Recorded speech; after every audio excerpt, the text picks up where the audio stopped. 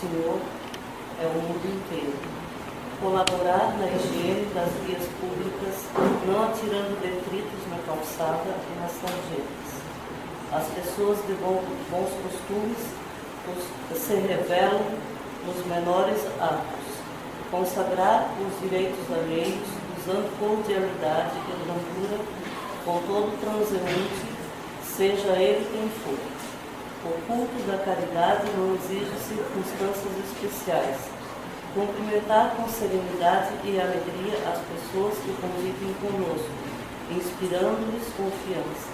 A saudação fraterna é cartão de paz.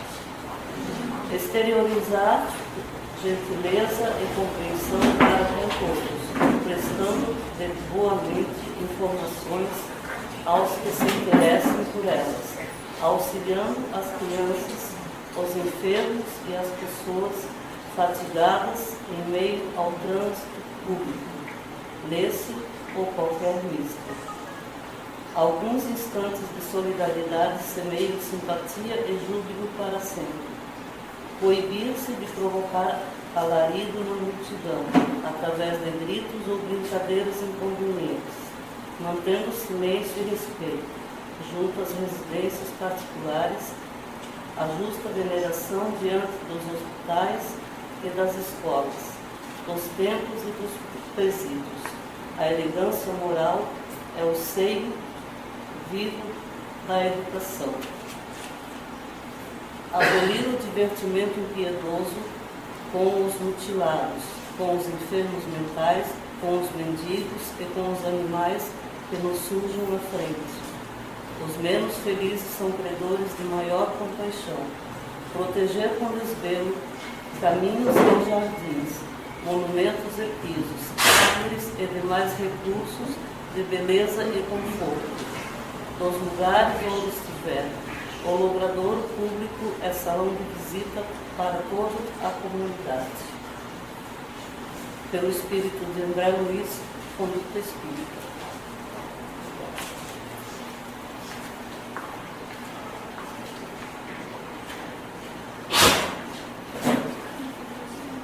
Boa noite a todos. Sejam mais uma vez bem-vindos à nossa casa, mais uma vez, mais uma etapa de trabalho, de aprendizado, né? Então vamos fazer a nossa prece de abertura, já preparando o ambiente, né? Depois dessa leitura, desse alerta de André Luiz, né? Nós que passamos ontem por uma forte temporal, acho que em Joinville também, né? Muito alagamento, muita coisa causada pela inércia do poder público, mas outras pela gente mesmo, né? Que continua com os mesmos erros. E André Luiz vem alertar isso aí a gente, né? Para não jogar, para cuidar do nosso meio ambiente. Vamos então mentalizar Jesus em nossos corações, em nossas mentes, a sua figura luminosa, excelsa, a sua paz, a sua irradiação de luz e todos os espíritos amigos que nesta hora já estão a serviço do Evangelho.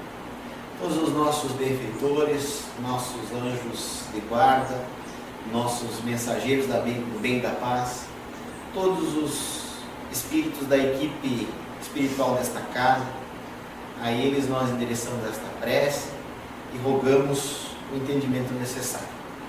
Nós vamos com a prece de Cáritas, rogando assim: Deus nosso Pai, que sois todo poder e bondade, dai a força àqueles que passam pela provação, dai a luz àquele que procura a verdade, e põe no coração do homem a compaixão e a caridade. Deus, dai ao viajante a estrela guia, ao aflito a consolação, ao doente o repouso. Pai, dai ao culpado arrependimento, ao espírito a verdade, à criança o guia, ao órfão o Pai. Senhor, que vossa bondade se estenda sobre tudo o que criastes, piedade para aqueles que vos não conhecem, esperança para aqueles que sofrem, que a vossa bondade permita aos espíritos consoladores derramarem por toda parte a paz, a esperança e a fé. Deus, um raio, uma faísca do vosso amor pode abrasar a terra. Deixai-nos beber nas fontes dessa bondade fecunda e infinita, e todas as lágrimas secarão, todas as dores se acalmarão. Um só coração, um só pensamento subirá até vós, como um grito de reconhecimento e de amor. Como Moisés sobre a montanha, nós vos esperamos de braços abertos, ó bondade, ó beleza, ó perfeição, e queremos de alguma sorte merecer a vossa misericórdia. Deus, dai-nos a força de ajudar o progresso a fim de subirmos até vós. Dai-nos a caridade pura, dai-nos a fé e a razão, dai-nos a simplicidade que fará de nossas almas o espelho onde se refletirá a vossa santa imagem. Esteja conosco, Senhor, agora, levando esta prece também a todo lugar onde haja a sede pelo Teu Evangelho, a busca pela auto-renovação, onde haja o espírito dos sofredores, e também aqui entre nós, Senhor, seja o nosso convidado desta noite e dá-nos a Tua paz. Que assim seja. Hoje, a nossa convidada já consideramos ela tarefeira da nossa casa, né? Dirigente espírita, articulista do jornal Espaço Espírita, pesquisadora e palestrante espírita, que vai falar sobre o tema que já está aí no nosso projetor, a família espírita como base da nova era, é a dona Maria Aparecida Massucati, ou dona Cida Massucati, do Núcleo dos Samaritanos do Caminho de Joinville.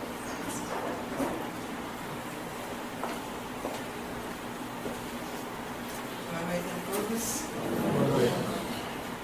Que as bênçãos de Deus, de Jesus, nosso amigo, mestre e irmão, possam continuar conosco. E nós precisamos colaborar com os nossos pensamentos para que isso aconteça. Uma prova de que nós desejamos manter os pensamentos elevados, nós já temos reunidos com um só objetivo: conhecermos, entendermos, aceitarmos e praticarmos cada vez mais os postulados básicos da doutrina espírita. Em primeiro lugar, eu quero deixar bem clara a minha alegria de estar com vocês nesta noite, a alegria, o agradecimento do convite pela participação nesta jornada espírita, e não posso deixar de parabenizar esta casa, os trabalhadores, os frequentadores. Não posso deixar de parabenizar esta casa, porque esta casa enriquece o movimento espírita de Santa Catarina. Não só por esta jornada espírita, mas por todas as outras atividades. Todas as casas deveriam ter esta casa como um modelo. Parabéns a todos. Vamos conversar na noite de hoje sobre família, né? Não podemos conversar sobre reencarnação, não podemos conversar sobre depressão, vamos conversar sobre família. Talvez estejamos conversando pouco sobre família. Após os estudos que eu fiz para esta nossa conversa de hoje, eu percebi que nós estamos conversando pouco sobre família. Mas o que é a família? A família, a célula máter da sociedade, este templo onde se reúnem espíritos afins. Mas que maravilha! Espíritos afins. Por que maravilha? Porque quando nós usamos a palavra afins, nós achamos que são só afins elevados. Aleluia! São afins com grandes débitos, são afins para se reconciliarem, são afins para se reerguerem, são afins para a humildade, a aceitação e a resignação do outro, seja em que ponto da evolução ele estiver. Mas, pelos conhecimentos da doutrina espírita que nós temos, nós não podemos falar de família pensando só em algum relacionamento afetivo que deságua numa união ou casamento, palavra já um tanto quanto ultrapassada, né? e para o nascimento dos filhos. Não, nós não podemos mais nos bitolar a conversar só sobre isso. O Espiritismo nos abre imensos horizontes e mostra-nos os princípios sagrados das leis divinas que funcionam em todos os mecanismos da vida. Em relação à convivência com as criaturas, tendo como base a reencarnação, principal lei que rege as nossas experiências, movimentando companheiros espirituais na planificação do futuro, da perfeição para o qual todos fomos criados. Quanto tempo vai levar, vai depender de cada um, mas todos fomos criados para a perfeição. O novo lar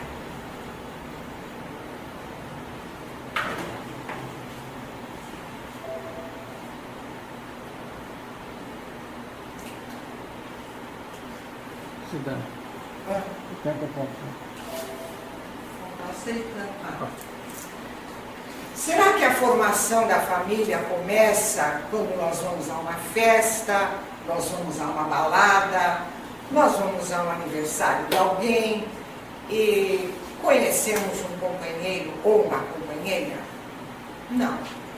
Esse relacionamento já teve o seu planejamento no plano espiritual. O novo lar se inicia na realidade quando as necessidades espirituais falam alto. E as necessidades espirituais falam alto na erraticidade, no intervalo de uma encarnação e outra, antevendo as experiências que deverão acontecer ao longo da nossa estrada evolutiva. Então, na realidade, na verdade, é que na erraticidade, está um pouquinho espremidos pelo remorso, na erraticidade, gente, entre uma encarnação e outra. Espremidos pelo remorso, induzidos pelo arrependimento, radiante pelos benefícios, tristes pelas derrotas, exultantes pelas vitórias, surge-nos na consciência a vontade de voltar para consertar ou retocar.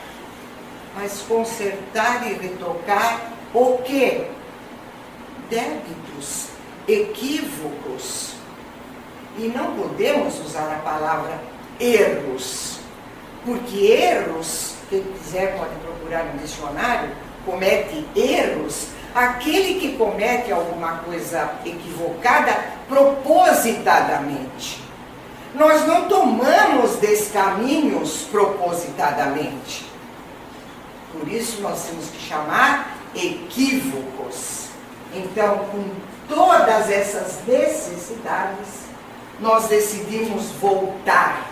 Mas para voltar, eu preciso escolher alguém para me unir, porque eu tenho que saber quantos filhos nós vamos ter, que direcionamento nós vamos tomar, que equívocos eu vou consertar na minha próxima encarnação.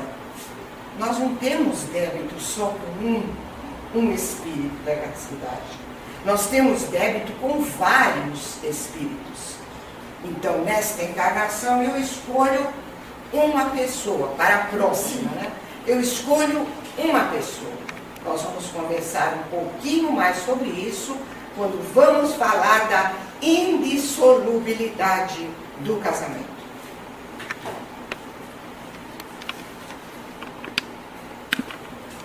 Uma determinação, então, surge-nos na consciência que é voltar. Nós voltamos, né? Mas existem vários tipos de casamento. Eu usei a palavra casamento porque ainda no dicionário há a palavra casamento. Mas podemos substituir por uniões.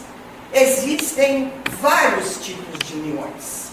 Em primeiro lugar, eu queria deixar claro para vocês que esses tipos de uniões eu tirei do livro de Martins Peralva, Estudando a Mediunidade. Ele apresenta 5 tipos de uniões.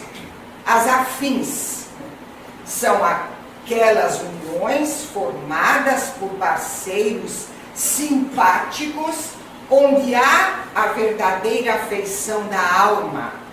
Geralmente, essa afeição sobrevive à existência do corpo e se mantém por várias encarnações. Mas um alerta, esse tipo de uniões afins existe muito pouco no planeta Terra. Só para a gente ficar um pouco tristinho, né? As uniões transcendentais são casamentos afins entre almas enobrecidas que juntas vão dedicar-se a grandes obras de valor para a humanidade. Perceberam que é para o próximo? Então, por isso, são uniões transcendentais. Depois nós temos as uniões provacionais. São uniões entre almas mutuamente comprometidas que estão juntas para a pacificação das consciências, ambas, ante erros graves perpetrados no passado. E simultaneamente, os dois têm vontade de desenvolverem os seguintes valores: a paciência, a tolerância, a resignação. Também aqui eu tenho que fazer uma parte. Esse tipo de união provacionais, nos diz Martins Peralva, que é o mais comum no planeta Terra. Mas existe ainda um pouquinho mais grave, ou seja, as uniões sacrificiais. São aquelas que se caracterizam por uma grande diferença evolutiva entre um lado e o outro lado.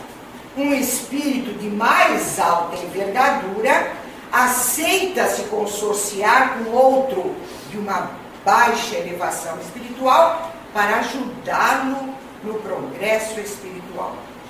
Eu tenho certeza que, se eu fosse vidente, eu estaria lendo os vossos pensamentos e cada um está se autoanalisando ou analisando o casamento de um filho, o casamento de outro filho. Mas isso é maravilhoso. Nós temos que nos autoconhecer e conhecer as dificuldades de toda a nossa família. Vamos ver depois que a família não é só quem está embaixo do mesmo teto. Mas tem mais. Tem o 5º tipo de união, que são os acidentais. São casamentos que não foram programados do plano espiritual, obedecem apenas uma afeição física, sem raízes de afetividade sincera. Contudo, os novos tempos estão chegando. Novos modelos de núcleos familiares se mostram, a sociedade está nos mostrando. A velocidade dessa mudança está acontecendo na nossa frente, quer lendo o jornal, toda a mídia está nos mostrando, a sociedade está nos mostrando, os nossos amigos do grupo de relacionamento estão nos mostrando que existem outros tipos de relacionamento, ou seja, famílias essas que devem ser apoiadas, compreendidas, socorridas. Famílias comandadas por mães solteiras, famílias comandadas por pais solteiros, crianças criadas por avós, crianças criadas por companheiros, ou seja, uma união homoafetiva, dignificados pelo reto comportamento que os deliberaram a adotar uma criança. Fizeram bem a análise já? Fica para a tarefa de casa, então, a análise. Então, aqui nós temos os vários tipos de casamento, né? Será que esse daqui é verdade? Nós usamos máscaras, às vezes, no casamento? Às vezes ou sempre usamos, né? Então, vamos para frente. A indissolubilidade do casamento. Realmente, a lei natural ou divina não nos impõe inapelavelmente um tipo rígido de união, mesmo porque o livre-arbítrio é o principal atributo do espírito com E maiúsculo. Nós já lutamos tanto, nós já caminhamos tanto nessa nossa jornada evolutiva até chegarmos ao uso da razão, e agora a questão 843 de Livro dos Espíritos nos diz que sem o livre-arbítrio o homem seria uma máquina. A lei natural, por conseguinte, não iria traçar limites às opções humanas, encadeando homens e mulheres a um severo regime de escravidão, que poderia conduzir a situações calamitosas piores do que se ficassem separados, resultando no agravamento dos conflitos e resultando em péssimos exemplos para os que mais sofrem com os casamentos desequilibrados. Quem são? Quem são? Os filhos. Os filhos. Ademais, nós vimos lembrando repetidamente nas exposições, nos grupos de estudo, eu tenho certeza que vocês já ouviram várias vezes. O Espiritismo não nos dita regra. O Espiritismo não é uma doutrina do sim ou do não. Ele é uma doutrina de viver para escolher, para optar e para decidir. A escolha está sempre livre dentro de um leque relativamente amplo de alternativas. O que nos oferece dessa maneira os princípios gerais de uma estrutura básica montada sobre a permanência e a estabilidade das verdades. Então, o que isso quer dizer? Quando não há mais verdade numa união, ela não tem mais razão de ser. O casamento é um compromisso espiritual, previamente negociado, como vimos anteriormente, acertado, ainda que nem sempre ambos aceitem aquela união de bom grado. Reflexão. Vamos supor que nós estamos filmando um casal, ex-casal, né? Saindo do fórum, terminaram de assinar a separação. Estamos olhando, estamos filmando o plano físico.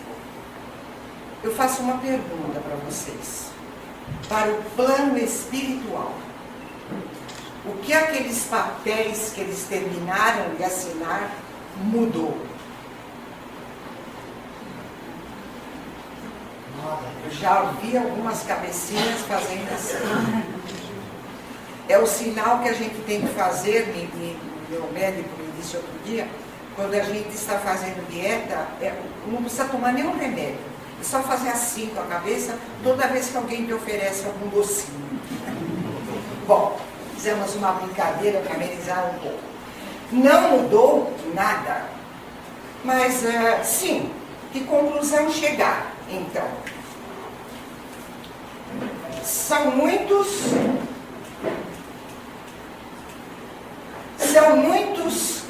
se não a maioria, quando na erraticidade, se unem na expectativa de muita dificuldade.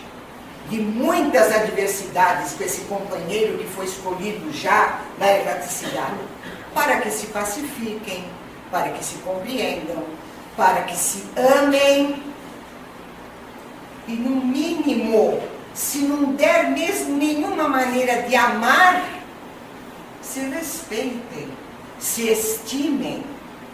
Nós não temos que respeitar o nosso próximo? Companheiro ou companheira não é próximo? Embora a gente viva debaixo do mesmo teto, é também o nosso próximo. O nosso próximo é o reino vegetal, o nosso próximo é o reino animal, o nosso próximo é o reino mineral, e o companheiro e a companheira não. Por isso que, mergulhados, porém, na carne, nós esquecemos os bons propósitos que programamos e perdemos a tolerância, perdemos o autocontrole e o equilíbrio familiar se esvai. E eu queria aqui tomar a liberdade de vocês de parar um minutinho para ler um trecho deste livro. Nem procurem com essa capa, que vocês não vão encontrar. É Laços de Família, de Divaldo Pereira Franco e autores diversos. A página se chama, perdão, peguei o livro errado, é Família, de Francisco Cândido Xavier, Espíritos Diversos. A página se chama Página aos Pais. Por maiores que sejam os compromissos que te prendam às obrigações dilatadas na esfera dos negócios ou da vida social, deverás consagrar à família as atenções necessárias. A família não é só, não são só os filhos, é o companheiro e a companheira também. E eu estava falando em equilíbrio, e ele termina falando do equilíbrio. Perseveras no aviso, na instrução, no carinho, na advertência, enquanto o ensejo te favorece, porquanto muito dificilmente conseguirás escutar-nos uns aos outros por ocasião do tumulto, da tempestade, mesmo porque, após desaparecer o equilíbrio, já não significam mais nada os conselhos. Às vezes é trabalho fora do tempo e auxílio tarde demais. Que conclusão nós podemos tirar?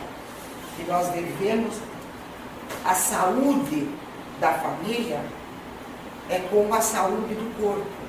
Nós não podemos esperar que os problemas se agravem. Nós temos que solucioná-los enquanto estão tenros, enquanto estão pequenos, enquanto estão no começo. Tanto na convivência companheiro-companheira, quanto na convivência companheiro-companheira, filhos também. Nesse caso, o processo de ajuste, em alguns casos de uniões, o processo de ajuste não é fácil. Será sempre muito difícil, porque terá que se desenvolver num clima mútuo. Eu não posso só eu ter vontade de melhorar, só eu ter vontade de ajudar o outro. Ambos precisam ter esta vontade. Ah, mas a doutrina espírita não nos ajuda? Ajuda. Vamos ver a seguir que somos muito ajudados. Mas eu não poderia deixar de repetir para vocês palavras do nosso grande trabalhador espírita, pesquisador, escritor, Haroldo Dutra Dias. O que ele nos diz? Todas as religiões que nos levam ao bem são maravilhosas. O homem é que as deturpa.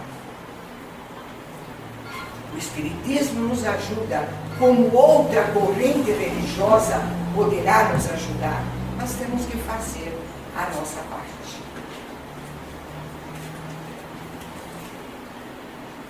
Na questão questão 697 do Livro dos Espíritos, nós encontramos o seguinte: está na lei da natureza ou somente na lei humana a indissolubilidade absoluta do casamento? Resposta dos espíritos superiores ao senhor Allan Kardec: é uma lei muito contrária da natureza, mas os homens podem modificar suas leis, sós da natureza são imutáveis. Ou seja, nós não somos obrigados a viver infelizes. Nós fomos criados para a felicidade. O que a lei divina prescreve para o casamento? Mesmo dizendo da indissolubilidade. O amor em sua mais abrangente condição. Só o amor vai ter paciência, só o amor vai perdoar, só o amor vai compreender que ele é de uma evolução espiritual menor ou maior que a minha. Só o amor. Mas aquele amor desinteressado, aquele amor que enxerga no outro uma ferramenta para que juntos evoluam, para que juntos criem esses filhos da melhor maneira possível. Vamos conversar mais um pouquinho sobre filhos daqui a pouco. Estas uniões, contudo, ele está falando da lei divina. O amor é na mais abrangente conotação, no qual o sexo é apenas uma expressão física de uma profunda e serena sintonia espiritual. Uni-vos e multiplicai-vos, né? Estas atitudes, contudo, são ainda uma exceção, não são a regra entre nós. Mas será que devemos nos desiludir? Será que devemos desprezar essa instituição família? Não. Ela é um dos caminhos da redenção. Por isso que ela é uma proposta para a renovação, para a fase de transição que o planeta está passando. Com essa nossa conversa, nós não podemos deixar nenhuma dúvida, que não paire nenhuma dúvida. Mas será que a doutrina espírita, ou será o que a Maria Aparecida está conversando conosco das pesquisas dela, está nos propondo a separação? Não. Que a separação seja o inúltimo caso. Que a separação aconteça após muita análise, muito diálogo, quando possível o diálogo, né? Muita reflexão, que se coloque todos os pesos possíveis na balança dos prós e dos contras, desde que não estejamos levando aquela união só para ficarmos juntos, estamos regredindo, ou seja, estacionando a evolução no lugar de progredir. Ou então estejamos atrapalhando a evolução daqueles espíritos que nós nos dispusemos a receber. Eu e o meu companheiro. Nós nos dispusemos. Não é só a mãe que opta por receber o espírito, não. São os dois que optam. Mesmo que não seja conscientemente, mas foi durante a hora do sono, os dois, foi na erraticidade antes da encarnação, os dois colaboram, participam dessa decisão de receber os filhos. Mesmo que quando a mulher, quando a esposa, a companheira, diga para o companheiro que está grávida, ele fala, não, agora não é hora, não, agora não é hora, não, nós temos que ter uma estabilidade financeira. Isso é da boca para fora. Isso é conscientemente, porque ele colaborou, sim. Ele aprovou, sim. Aceitou, sim.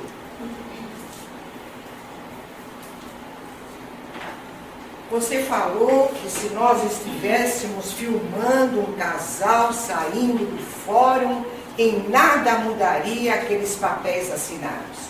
Bom, e o que acontece? O que será que acontece, gente? Por isso que eu disse previamente que nós não temos dívidas com um espírito só. Nós temos dívidas com vários espíritos. Agora nós vamos fazer uma comparação com o plano material. É mais fácil para os nossos neurônios fazerem as conexões. Vamos supor que eu tenho 3 dívidas no banco. Eu estou pagando uma, por enquanto estou pagando uma, mas não está dando.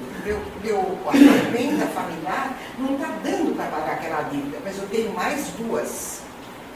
Então eu vou chegar para o gerente e vou falar assim: senhor fulano de tal, senhor, por favor, engavete esta dívida aqui e eu vou começar a pagar outra. Perceberam? Não é morta a cobra, morta o veneno. Não. Não é eu separei, nunca mais eu vou encontrar com ele ou com ela. Não. Vamos entender melhor isto quando formos conversar daqui a pouquinho de família espiritual, de família universal e de família consanguínea. Eu interrompo aquele pagamento com aquela pessoa, daquele débito, e começo com outro. Tudo bem, mas daqui umas 2 ou 3 encarnações, mais preparados os dois, mais evoluídos os dois, se encontrarão novamente, sim. Alguém ficou desiludido? Vai contar? Vamos amenizar mais um pouquinho a nossa conversa. Isso eu não li em nenhum livro. Eu li na internet. Dizem os escritores, sociólogos, que existem ex-esposo, ex-esposa, mas ex-sogra não. Então, cuidado com os vários casamentos, porque terão várias sogras e vários sogros. A separação constitui, assim, atitudes que não devem ser assumidas antes daquela profunda análise que eu comentei agora há pouco. E aqui nós poderíamos abrir um parênteses e completar com a maravilhosa frase de Paulo, que ilustra muito a nossa conversa. Tudo nos é lícito, mas nem tudo me convém. E como é que eu vou escolher? Pelo meu livre-arbítrio. Eu trouxe desse livro Amor, Imbatível Amor, de Valdo Pereira Franco e Joana de Ângeles, a função do casamento. Em verdade, o que mantém o matrimônio não é o prazer sexual sempre fugidio, mesmo quando inspirado pelo amor, mas a amizade que responde pelo intercâmbio emocional através do diálogo, do interesse das realizações do outro, na convivência compensadora, na alegria de sentir-se útil e estimado. Estamos perto disso? Estamos um pouquinho longe, mas estamos conversando sobre isso. Então, há interesse nos nossos corações de atingirmos esse patamar. Aonde acontece, qual é o lugar geográfico onde se situa a família? No lar ou na casa? Não é tudo igual? Não é tudo igual. Vamos ver aqui. Casa ou lar? Isso daqui é o quê? Isso é uma casa. O arquiteto que construiu, os móveis, o tijolo, o quadro, a cortina, é a casa. O lar já complicou, né, gente? O lar já complicou. O lar é o educandário doméstico, é uma conquista do casal. Não há lar onde não hajam mentes unidas trabalhando em rumos e objetivos iguais. Quando um trabalha para o lado de cá e o outro trabalha para o lado de lá, parece que rende menos a evolução da família. Mas o lar também é exigente, olha, ele exige concessão, tolerância, renúncia, fraternidade. Isto quer dizer o quê? Reduzindo numa frase menor, numa síntese, isso quer dizer o quê? O lar é constituído de sentimentos dignos, elevados, mesmo que não tenha um amor muito grande, como dissemos agora há pouco, pelo menos que haja respeito, que haja estima, pelo menos pensando nos filhos. Né? O que nos diz o Evangelho? Teríamos muitas páginas do Evangelho para citarmos sobre a família. Páginas maravilhosas. Mas eu trouxe uma. Os que encarnam numa família são, as mais das vezes, espíritos simpáticos, ligados por anteriores relações, mas também pode acontecer, sejam completamente estranhos ou ligados por antipatias igualmente anteriores. Aonde está isso? Está no Evangelho segundo o Espiritismo, capítulo 14, item 8. A doutrina espírita considera a instituição, união, família, como um instrumento de progresso para a humanidade. Na questão 695 e 696 do Livro dos Espíritos, nós vamos encontrar assim: a constituição familiar é um progresso na marcha da humanidade. A abolição desse relacionamento seria uma regressão aos instintos animais. Ao comentar as questões indicadas, 695 e 696, vocês me dão uma licencinha? O senhor Allan Kardec diz o seguinte. O senhor Allan Kardec diz o seguinte: o estado de natureza é o da união livre e fortuita dos sexos. O casamento constitui um dos primeiros atos de progresso na sociedade humana, porque estabelece a solidariedade fraterna e observa entre todos os povos, se bem que em condições diversas. Por que em condições diversas? Porque em cada povo, cada local do planeta Terra, as condições lícitas, as leis exigidas para o casamento são diferentes. Mas também as leis de Deus são diferentes? Não. As leis humanas são diferentes, mas para Deus é sempre igual. É sempre o amor que deve prevalecer, é sempre o respeito. As leis humanas são diferentes, as leis divinas são eternas, imutáveis, constantes e iguais para todos nós. Vamos ver a continuação.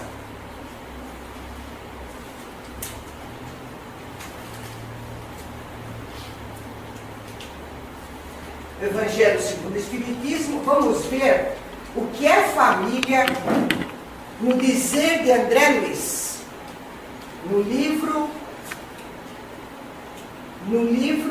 Nos Domínios da Mediunidade, de André Luiz, e Vida e Sexo de Emmanuel. É a reunião de almas em processo de evolução e aperfeiçoamento. Portanto, aqui está o nosso apoio. Por que ainda os nossos relacionamentos não são perfeitos? Por que ainda não existe todo aquele amor sublime e maravilhoso? Porque nós somos seres em processo de evolução e aperfeiçoamento. Mas tem uma coisa que eu gostaria de dizer a vocês, que vocês, eu tenho certeza que vão concordar comigo. Todas as adversidades, todos os problemas de relacionamento que nós encontramos na família, seja no companheiro, na sogra, no filho, na nora, e a gente não gosta, vocês podem ter certeza, gente, nós vamos encontrar novamente em alguma fase da vida. Quer no trabalho, quer na casa espírita, quer no ambiente de amigos, vamos encontrar novamente.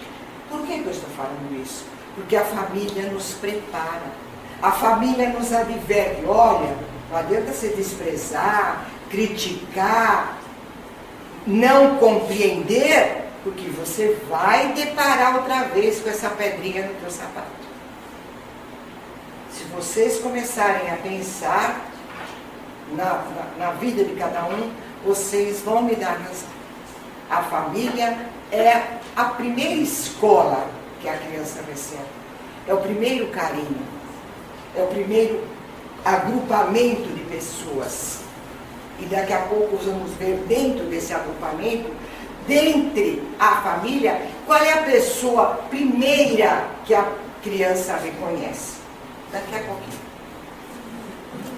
A família é um instrumento de redenção individual e, por extensão, redenção social. Presentemente, como nós já conversamos alguma coisa, existem novos tipos de relacionamentos que merecem todo o nosso respeito, desde que não descambem para a promiscuidade. Devemos aceitar, respeitar esses relacionamentos homoafetivos, mas sem que eles descambem, não devemos aceitá-los de uma maneira que descambem para a promiscuidade. O homem é um ser social. Nós não conseguiríamos viver isolados. O homem é um ser social. Isso não é a doutrina espírita que fala, é a sociologia que fala, embasado também na psicologia. Um ser monogâmico, por natureza.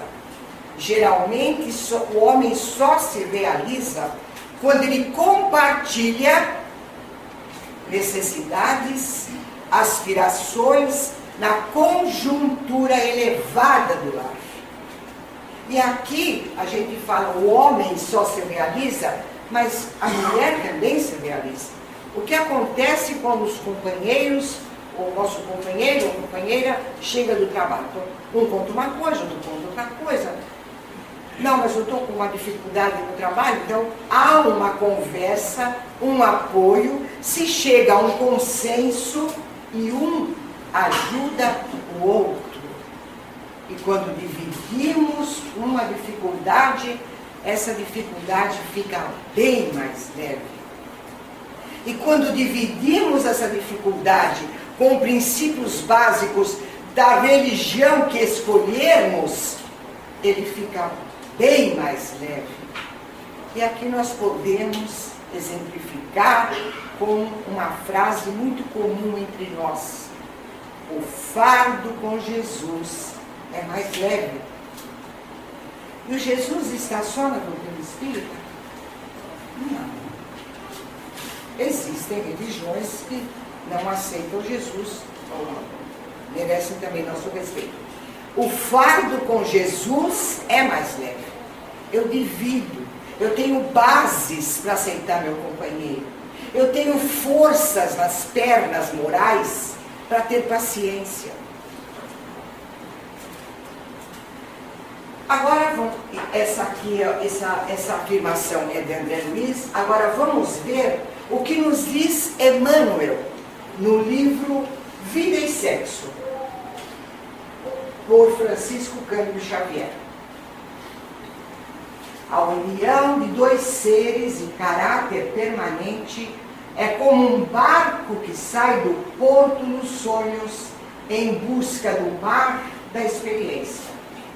A manutenção dessa rota é a dedicação de cada um. Os filhos, os problemas, são balanços do barquinho e é necessário muito equilíbrio para que não afunde.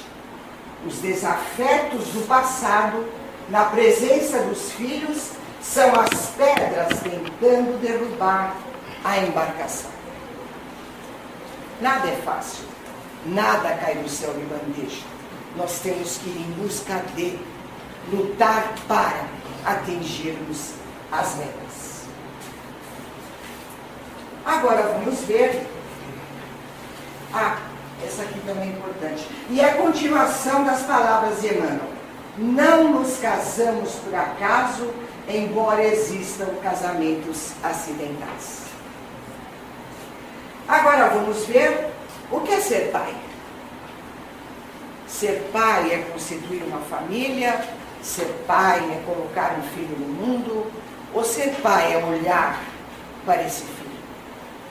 Vamos ver alguma coisa sobre o que é ser pai. Você falou o quê, Giovana? Que eu tenho até...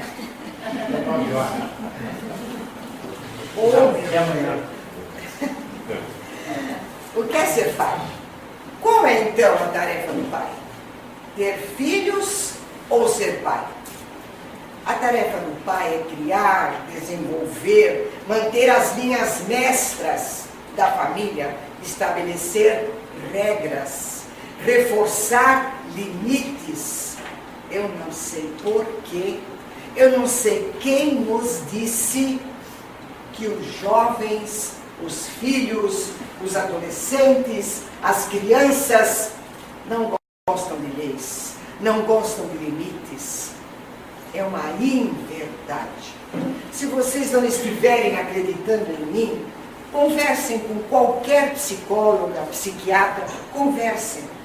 Os jovens, as crianças, os adolescentes querem limites. Eles precisam de limites.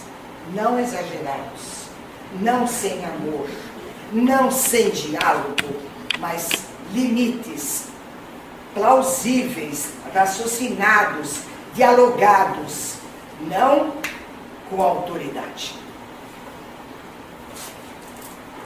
A evolução das técnicas nos trazem bebês gerados de proveta, óvulos fecundados fora do útero materno, a possibilidade da escolha do tipo genético do sexo da criança a ser gerada.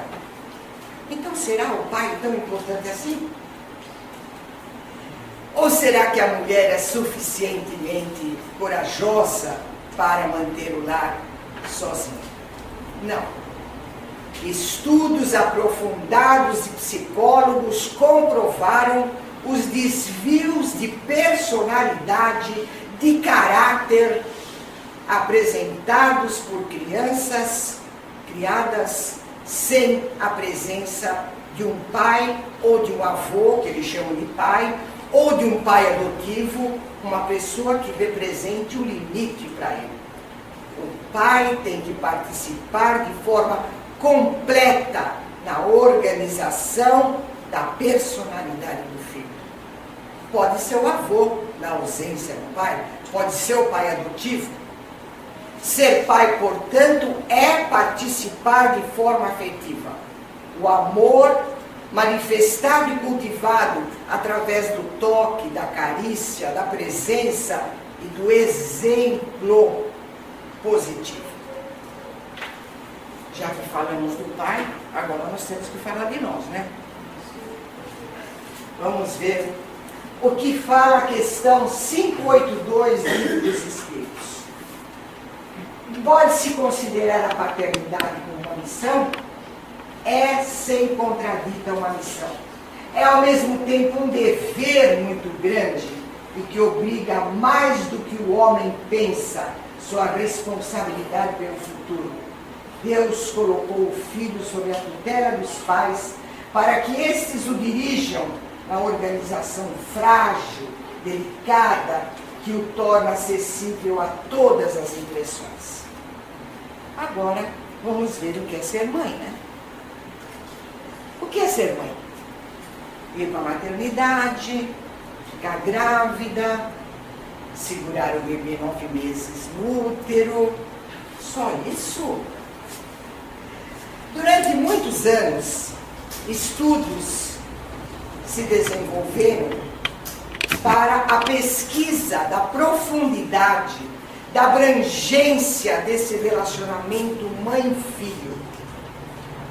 A busca da identidade, antigamente só buscada pelos adolescentes, agora, com as novas tarefas que a mulher assumiu, também ela começa a se perguntar: mas dentro dessa família, quem eu sou? Com tantas responsabilidades que eu tenho. Procurando dar-lhes uma resposta, os psiquiatras têm explorado muito o íntimo da mulher mãe. Os institutos de pesquisas têm examinado com amplidão as atitudes da mãe diante de uma mesma dificuldade, diante de uma mesma problemática com filho ou filha. Os sociólogos têm escrito livros abundantes.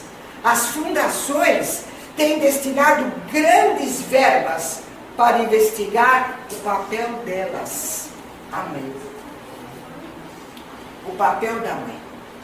A doutrina espírita nos leva à conscientização do papel da mãe no mundo atual e a necessidade de equilibrar sua missão como educadora, tarefa que ela deve estar presente no crescimento individual, como ela é exigida também na sociedade moderna. Porque agora ela não é mais dona de casa, ela é mãe, esposa e, às vezes, quando sobra tempo, dona de casa. Vamos ver, na questão 890, o que nos diz o Livro dos Espíritos sobre o que é ser mãe. O amor materno é uma virtude ou um sentimento instintivo comum a todos os animais? O amor materno é um sentimento instintivo e uma virtude. Quando nasce na mulher o sentimento de abnegação, devotamento em relação aos filhos, essa energia psíquica inicialmente é instintiva e atinge o grau de virtude. Esse amor persiste por toda a vida. Sobrevive mesmo à própria morte, acompanhando o filho até no além-túmulo. E quem já leu a série André Luiz sabe a preocupação das mães após o desencarne delas, após o desencarne dos filhos. Falamos do que é o pai, falamos do que é a mãe, mas o que são os filhos?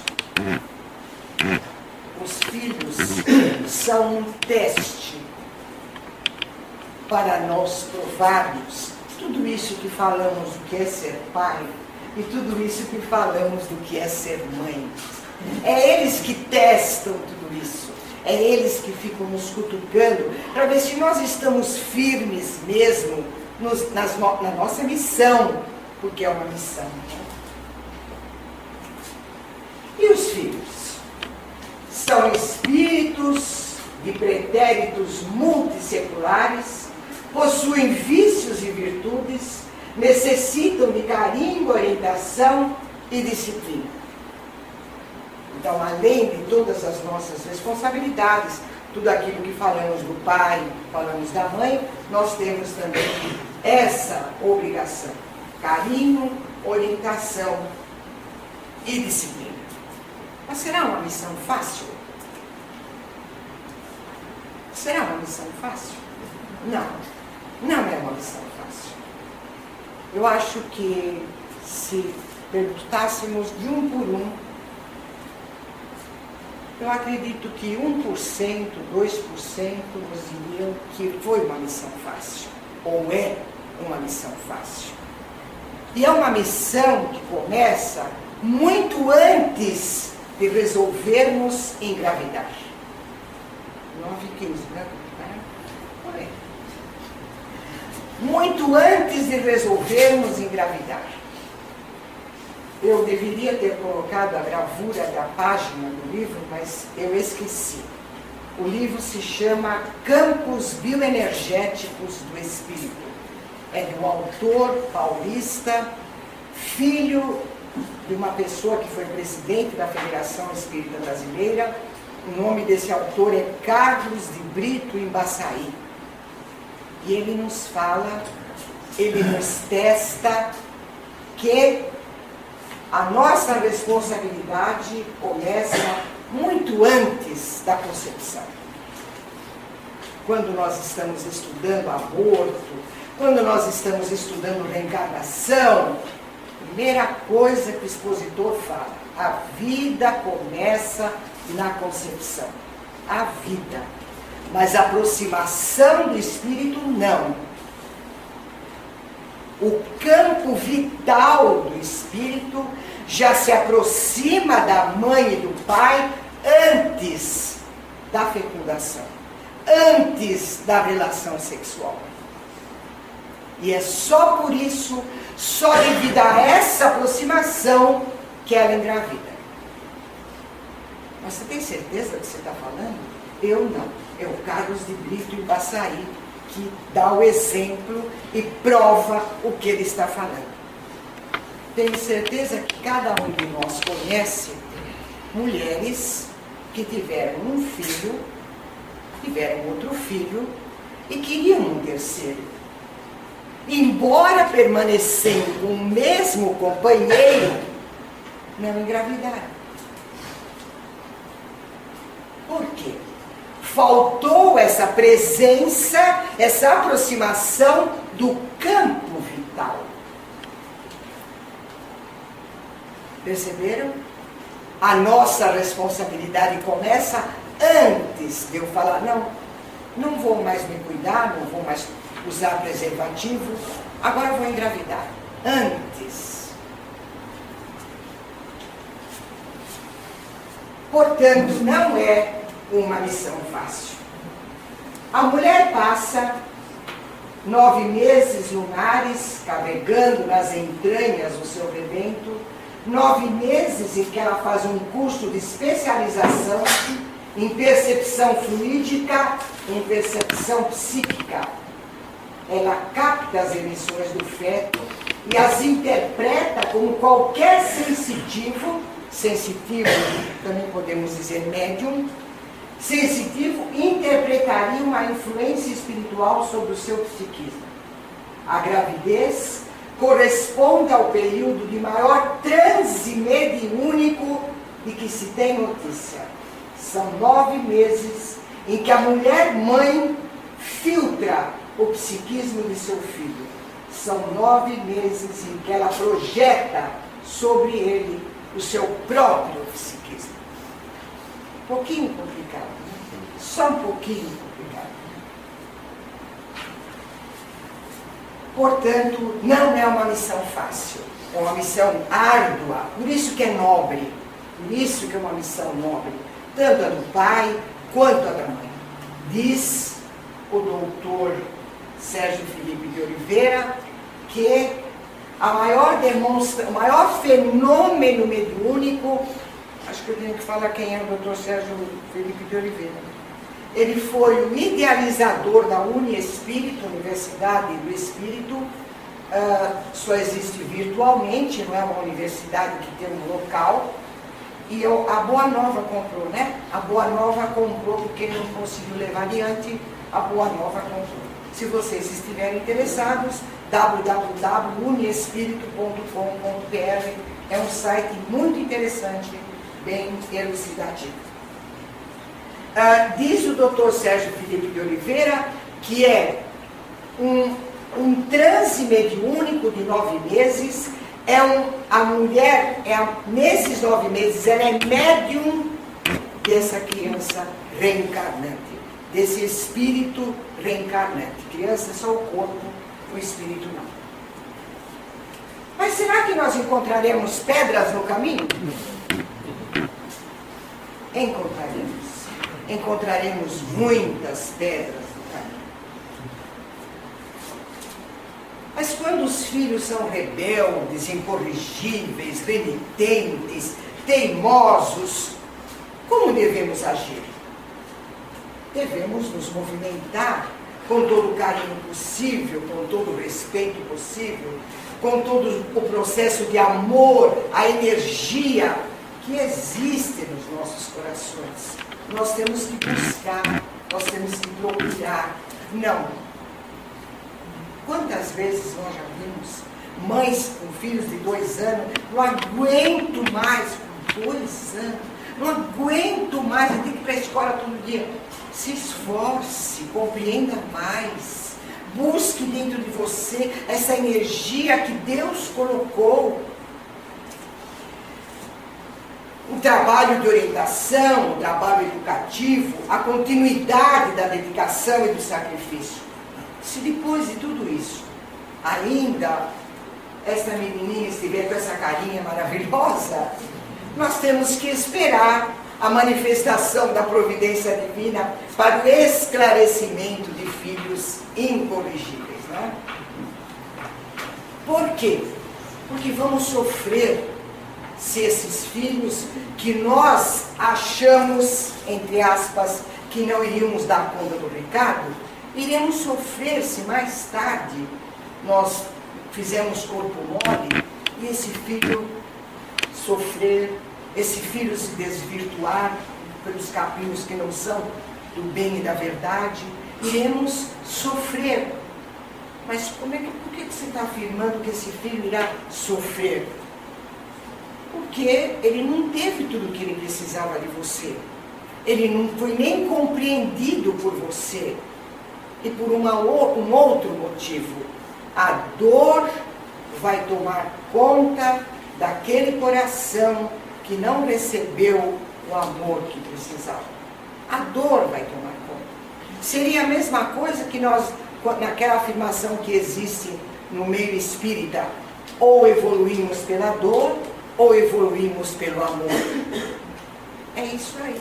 Ou essa criança evolui pelo muito amor que recebeu dos pais, ou vai evoluir pela dor. Nossa, mas então, e Deus? Deus esta é a lei divina. O progresso, se nós não progredirmos sozinhos, nós progredimos porque somos empurrados.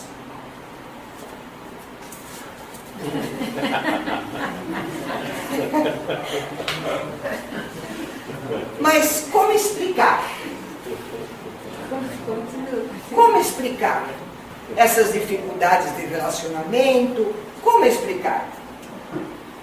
Questão 389 de Livro dos Espíritos. E a repulsão instintiva que se experimenta por algumas pessoas, de onde se origina? São espíritos antipáticos que se adivinham e se reconhecem sem se falarem. Questão 389 de Livro dos Espíritos. Foi por isso que eu disse que a família nos prepara para as adversidades, antipatias, etc., etc., que vamos encontrar mais tarde. Mas apesar dessas dificuldades todas, será que nós aprendemos com eles? Aprendemos com eles? Muito. Crescemos, evoluímos, nos tornamos mais fortes, mais corajosos, mais confiantes em Deus, porque vão nos retribuir. Apesar da dor, apesar do sofrimento, que vimos que a missão não é fácil, vão nos retribuir. Pode não ser nesta encarnação, mas vão nos retribuir. É aquela sementinha que a gente planta, mas não sabe quando vai colher. Pode não ser nesta. E não podemos nos desesperar porque não é nesta. Eu coloquei aqui uma frase de José Saramago. Talvez muitos conheçam essa afirmação dele, mas é o que melhor explica como ter a paciência com os filhos. Filho é um ser que nos emprestaram para um curso intensivo de como amar alguém além de nós mesmos, de como mudar nossos piores defeitos para darmos os melhores exemplos e de aprendermos a ter coragem. Isso mesmo, ser pai ou mãe é o maior ato de coragem que alguém pode ter, porque se expor a todo tipo de dor, principalmente da incerteza de estar agindo corretamente e do medo de perder algo tão amado. Perder? Mas como? Nós nos esquecemos que foi apenas um empréstimo? Não perdemos, foi emprestado. E nós temos que fazer deste empréstimo o melhor que pudermos, porque estamos fazendo ao outro e crescendo juntos, evoluindo juntos, caminhando juntos. Devemos dialogar com eles diante da conjuntura atual da vida, diante do que nós temos agora na sociedade. É só o diálogo que vai resolver. Pode ser que na primeira tentativa não dê certo, na segunda não dê certo, mas um dia ele vai aceitar. E se você não tentar o diálogo de cedo, se você tentar o diálogo com 14, 15 anos, ele vai sair e te bater a porta, porque ele não foi acostumado ao diálogo.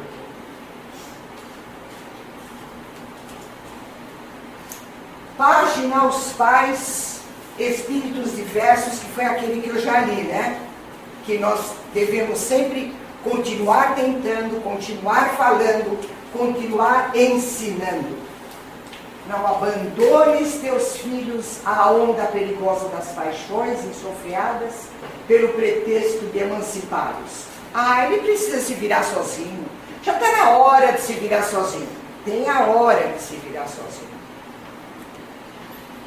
Não adies o momento de falar-lhes ou ouvi-los. Persevere na instrução, no carinho, na advertência, enquanto o ensejo te favorece. Pois ensinar equilíbrio, quando o desequilíbrio já se instalou, é trabalho fora do tempo, é auxílio tarde demais. Eu recomendo a leitura desse livro, é muito interessante. Será que a literatura espírita, a literatura de uma forma geral, que existe sobre família, sobre pais, poderão nos ajudar? Eu trouxe um exemplo. Não é um livro espírita, são duas autoras americanas. O livro já foi editado em 1980, traduzido em 16 idiomas, e em 1987 estava na lista dos mais vendidos. Como falar para seu filho ouvir e como ouvir para seu filho falar. Nós não podemos falar sozinhos. Nós temos que dar a chance para ele falar. Algumas pequenas dicas, né? Nós falamos assim, quer ver como nós conversamos com nossos filhos? Falando assim: se você não terminar o seu almoço, você não vai ao parque. Mas não é assim que nós devemos falar. Nós devemos falar assim: assim que você terminar o almoço, nós poderemos ir ao parque. Vocês perceberam como a minha voz mudou? No lugar de você dizer, pela última vez, vem aqui agora mesmo. Você gostaria de vir sozinho? Ou quer que eu lhe ajude? Não bata a porta. Não pode falar isso. Tem que falar, por favor, feche a porta com cuidado. Você quer que eu lhe mostre como? Haja paciência. Pare de fazer birra ou vou jogar o seu brinquedo no lixo. A gente nunca fala isso, né? Joinville se fala, que eu tenho certeza que não se faz. Eu sei que você está muito triste porque não pode brincar com o seu brinquedo agora. Quer um abraço bem apertado para se sentir melhor? São pequenas coisas que podem nos ajudar. Mesmo com os netos, no meu caso. Eu também. Eu disse que você não pode comer o quê? Cereais no café da manhã. Porque não tem. Não pergunte de novo. Eu sei que quando você queria comer cereais, eu gostaria de ter poderes mágicos para fazer uma caixa gigante aparecer agora só para você. A criança tem que se sentir compreendida, tem que se sentir apoiada. Todos nós necessitamos disso, né? Nós temos que prepará-lo para nós, ou nós temos que prepará-lo para o mundo? Essa frase de George Carlin também não é um autor espírita. Olha o que ele diz: não ensine seu filho apenas a ler. Ensine-o a ler e questionar o que ele está lendo. Quer dizer, você ensinando ele a questionar, ele vai saber agir numa dificuldade que ele tiver na rua, numa proposta, alguma coisa que algum amigo lhe disser. Eu estou ensinando a raciocinar.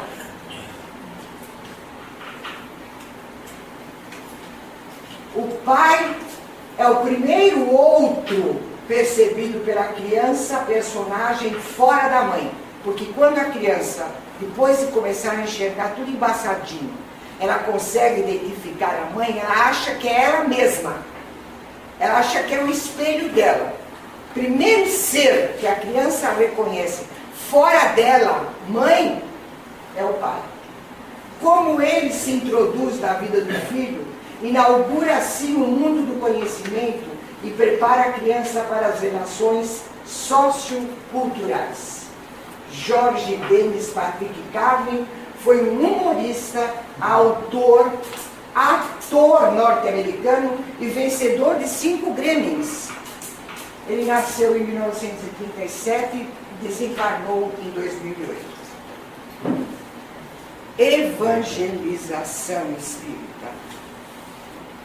Devemos conduzir os nossos filhos à evangelização espírita. Forçá-los, não, mas devemos ter a preocupação. Reflexão. Quando esclarecemos um espírito no trabalho mediúnico, atuamos no efeito, mas quando evangelizamos, atuamos na causa. Eu vou deixar que meu filho escolha a religião que ele quiser, não vou forçá-lo a nada. Mais tarde ele resolve. Com que base ele vai resolver mais tarde? Com que conhecimento? Com que estrutura ele vai escolher mais tarde? Leve-o à evangelização, leve-o ao estudo da Bíblia, onde você for. Mais tarde ele vai ter um alicerce para saber se ele quer ficar naquela religião ou ele quer ir para outra. Se você não obrigá-lo a nada, mais tarde na adolescência, ele vai falar uma língua e você outra. Não vai haver diálogo. Forçar, não, nos diz Paulo Pereira Franco neste livro aqui. Forçar, não, porque tudo que é forçado tem o efeito contrário. A criança pode adquirir até uma antipatia pelos postulados espíritas, e aí sim que você não vai conseguir levar em lugar nenhum. Mas também aqui, Divaldo Pereira Franco nos dá um conselho muito útil. Quando que o convite que você faz a seu filho para ir à evangelização surte efeito? Quando? Quando ele perceber que os postulados básicos da doutrina espírita estão sendo vivenciados na casa dele. Quando ele perceber que aquilo que a instrutora, que a evangelizadora falou, é vivido na casa dele. Ele vê, agora ele vê o que a evangelizadora falou uma coisa, o pai faz outra, a mãe faz outra, o irmão faz outra. Ele não vai seguir nada. Ele vai na casa espírita contra a vontade e não vai seguir na adolescência, na puberdade, não vai seguir nada. a plantinha, a semente que você colocou, não colocou num terreno fértil, porque você não preparou esse terreno. A família é um organismo. Não é só o pai que tem que ser perfeito, não é só a mãe que tem que ser perfeita, é um organismo formado por várias células, célula mãe, célula pai, célula filho, célula avô, várias células. Portanto, quando um órgão do nosso corpo, organismo, não está funcionando direito, prejudica os outros órgãos. E assim a família. Todos têm que estar funcionando direitinho, ou pelo menos todos se ajudando. Lar é a célula básica do organismo social. Se os lares estiverem ruindo, a sociedade também estará caminhando para o caos. Lares equilibrados, sociedade equilibrada. Essa frase eu tirei um desafio chamado Família, de Joamar Zanolini Nazaré.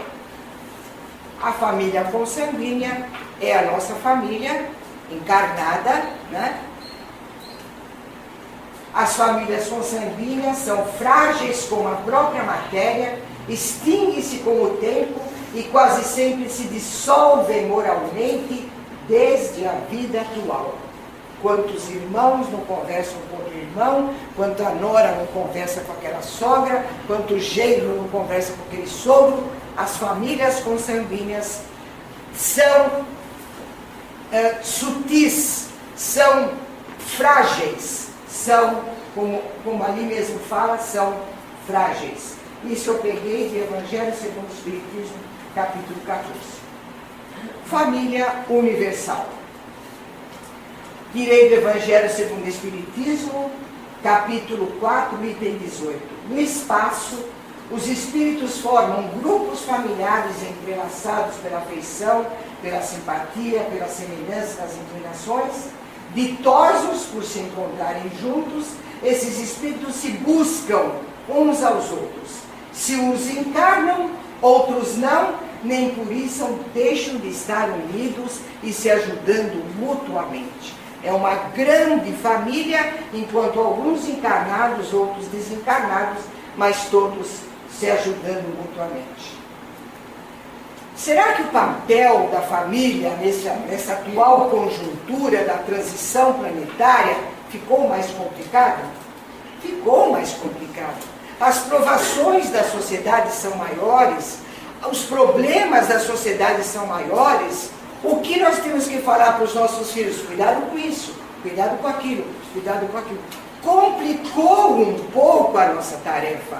Mas, pessoal, ninguém disse que nós estávamos encarnando para um roteiro turístico. Não, é uma luta. E não podemos esquecer que nós somos os trabalhadores da última hora.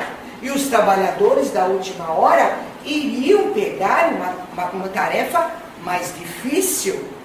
Mas ninguém recebe o fardo mais forte do que o próprio ombro. Nós somos fortes.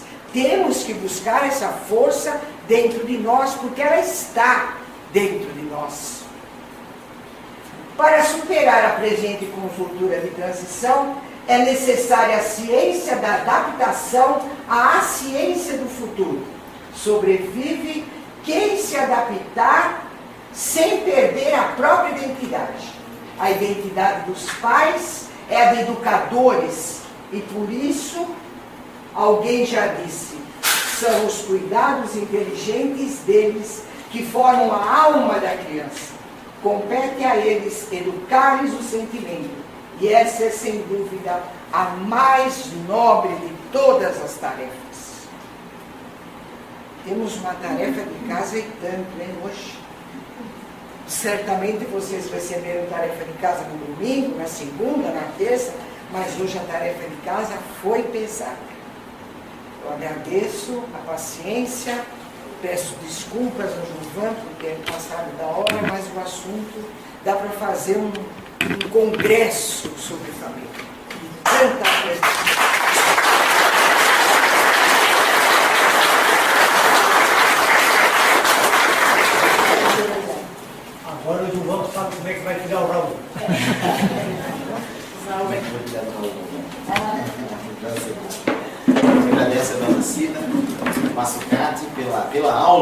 né? Todas essas nuances da família, é claro que o assunto se estende muito mais. Tem essa literatura espírita vasta, né? Nós temos aqui, mesmo na casa, livros, o amor imbatível, amor nós temos aqui, o família nós temos aqui, né? E outras temáticas, né? Só consultar ali a nossa biblioteca e o empréstimo é gratuito, né? Também vários DVDs também que tratam da temática da família. A gente convida a todos para continuarem na jornada conosco nos próximos dias, né? Na próxima quinta, sexta, sábado e domingo.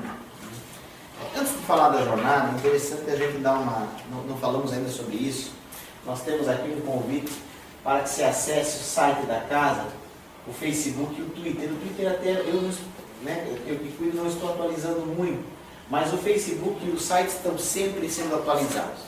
E é importante porque, neste momento, o webmaster da casa está passando por aqui, o Sr. Dorival Estrela. Nós recentemente, coisa de uns 15 dias, Sr. Dorival, mais ou menos, nós estreamos um layout novo site. Está muito completo, modéstia à parte, né? Está muito bonito o trabalho do seu Dorival, em especial, e a dedicação aí, né? O Facebook também, mas o site é mais completo, né? Então acesse, né? Ele é conjugado com o Facebook, dá para curtir, né, seu Dorival? Curtir, receber as notícias do centro, né? E alguma dúvida sobre o tema? Temos 2 ou 3 minutinhos ainda. Né? Alguma contribuição, aproveitando que a dona Cida está aqui. Eu deixei de falar e vocês gostariam de completar? Eu tenho uma dúvida, é o seguinte, Espera um minutinho só, desculpa. Fala. é que essa semana ainda foi falado aqui sobre que a senhora falou que não pode obrigar o filho mas já foi falado essa semana aqui que assim como a gente obriga o filho a tomar a vacina, tem que obrigar no caso, ele deve ter um limite de idade, não é isso? E que a senhora trata mais um pouquinho dessa parte aí. A vacina é saúde física, que a evangelização é saúde moral. A criança vai saber fazer um dia essa separação. Ela vai agradecer o pai porque obrigou a tomar uma vacina, porque levou-a obrigada no médico a tomar uma injeção. Mas ela não vai entender, ser levada à força para casa espírita. Ela não vai entender. Tem que ser levada com amor, com entendimento, com carinho, com compreensão e ver no lar essa vivência. Aí ninguém mais vai precisar obrigar, porque ela puxa a atitude do meu pai e da minha mãe, são coerentes com o que a evangelizadora falou. Pois não. A senhora comentou ali da questão espiritual ali, né? Quando o enlace há no plano espiritual, né? Do homem e da mulher e também das crianças, né? E também comentou ali na questão quando a mulher está grávida, ela vira meio que uma médium da criança. E como é que acontece com as mães que têm depressão após o parto? O que acontece nesse enlace espiritual? Após assim? o parto, ela já não está mais com a criança na barriga. E o que acontece é a movimentação hormonal. Durante a gravidez, houve uma movimentação hormonal muito diferenciada no organismo da mulher. Com o nascimento, é como se ela ficou tão contente de estar retendo aquilo no ventre dela, no útero dela, é como se fosse uma perda. Existem psiquismos femininos que trabalham melhor com isso, mas existem psiquismos femininos que não trabalham. Tanto é verdade que quando essa mulher for levada ao psicólogo, o psicólogo vai tratar como uma perda. É como se ela perdesse, saiu dela, um pedaço dela. E as mães que se suicidam, então, viram um problema maior ainda. Problema maior ainda. Problema maior ainda. Tem que haver muita compreensão do companheiro, muita compreensão do resto da família dele, família dela, muita compreensão. Nós temos que fazer aqui uma ressalva para as manias, para o abuso da situação, que às vezes as mulheres abusam dessa situação, assim como abusam da situação, estou com vontade disso, estou com vontade daquilo. Entendeu? Nós temos que considerar os abusos. Não podemos deixar de considerar os abusos. Cida, aproveitando, né? Já estamos com a hora adiantada, mas o que dizer aos pais que fizeram de tudo dentro da sua concepção espírita, católica, evangélica, independentemente da crença, mas que fizeram tudo pelo filho, pela filha? Nós temos um quadro no movimento espírita aqui da nossa região, de uma expositora que inclusive já vem aqui na casa há vários anos, e ela passa por problemas atrozes, mesmo com uma filha, chegou a ser presa por tráfico de drogas, consumo e tráfico de drogas. E a gente sabe, pela índole, pelo histórico dessa pessoa, que ela fez tudo, né? O que dizer ao pai e à mãe responsáveis, coerentes, que fizeram, e mesmo assim os filhos caíram no descaminho, na droga, na bebida, no crime, enfim, como se dirigir? Não estou me lembrando da pergunta do Livro dos Espíritos, que é justamente sobre isso que o Gilvan está falando.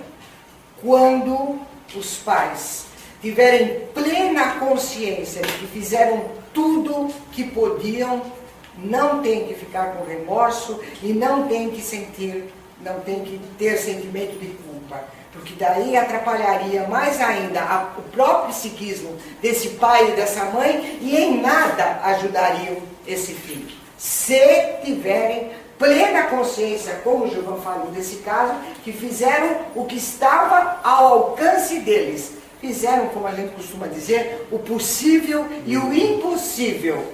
Daí são as leis divinas atuando sobre esse filho que tomou descaminhos, e nós só conseguimos enxergar a encarnação atual dessa pessoa, da filha. Nós não sabemos os débitos, nós não sabemos o plano reencarnatório dessa filha, o que estava traçado nesse plano reencarnatório. Embora a senhora várias vezes aqui reiterou, paternidade, maternidade e família não são tarefas fáceis. Não são. Não que o pai vai deixar de sofrer. Eu fiz tudo, não sofro mais por você. Não. Sofre no mesmo jeito, né? Bom, nós temos o sorteio. Obrigado, Marcia.